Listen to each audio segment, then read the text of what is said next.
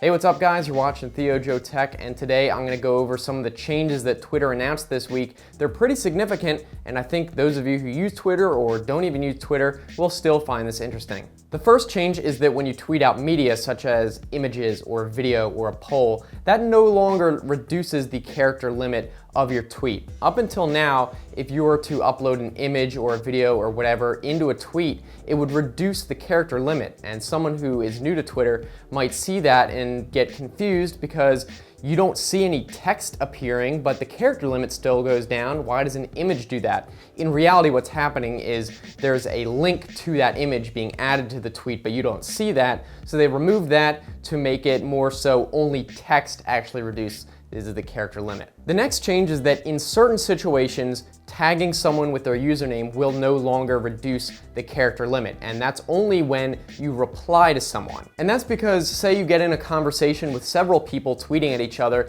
and you have to populate maybe 3 names who are involved in the conversation. That means that the more people that join the conversation, the less you can say as it goes on, which they were saying they don't want that to happen. They don't want to limit the ability to make a conversation. So now any person that is automatically populated when you hit the reply button will not count towards it. So that doesn't mean you can just add a million tags for people and post a huge spam post or anything like that. If it's automatically populated as a reply, those usernames will not be counted towards that limit. I think this is a good idea overall, but it still has to be approached carefully because I could still see a big, huge conversation with 10 people and every tweet has a million tags and it's just a super long, ugly looking post. I hope that they have some sort of grouping feature. I think that's what they'll do, because it is good that you can just include as many people in a conversation as you need to without limiting what you can say, but it still could get looking ugly, so I think they'll deal with that, I'm sure.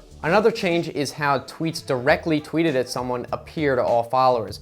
Right now, if you tweet directly at someone with nothing in front of their username at the beginning of the tweet, it doesn't go to all followers. You have to specifically click on someone's profile that says tweets and replies to see those posts. That's going to be changing. However, in some situations, you do want to tweet directly at someone and you do want it to appear to all your followers. And right now, to do that, you have to put a period in front of the at symbol. So technically the username isn't first. It just looks ugly. It's really working around how Twitter works. So they're fixing it. So now by default, all your tweets are going to go to all your followers unless it is a reply.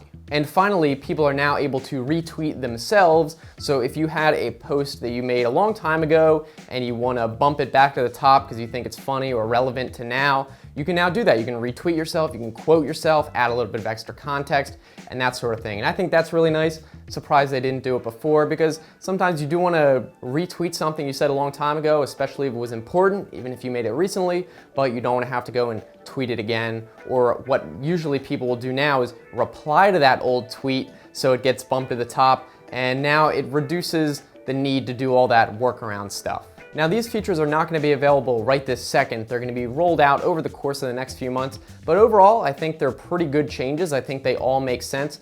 Apparently, Twitter's in some hot water recently. They've been getting statistics showing that there's much less active users. They're starting to lose people. They're not getting as many signups as they want. So they're trying to make a lot of changes to make the site more usable. Will this be enough? I don't know. I don't see this having much of an effect on new users who don't know anything about the site, but I think for those of you who do use it, including myself, will appreciate it. So we will just have to keep an eye on what new changes come along the way, and hopefully these will be available sooner than later, because I am pretty excited about them. So you guys can let me know what you think about these and also what other changes you would like to see on Twitter. I know there's plenty of stuff that I think could be improved, but that's enough to fill up a whole nother video, but you guys can let me know down in the comments section. If you want to keep watching, I've got some other videos I think you'll enjoy on the right-hand side. You can just click those or look in the description for the same link like if you're on a phone. If you want to subscribe, I make new videos Monday, Wednesday, Friday, so I think it should be worth it.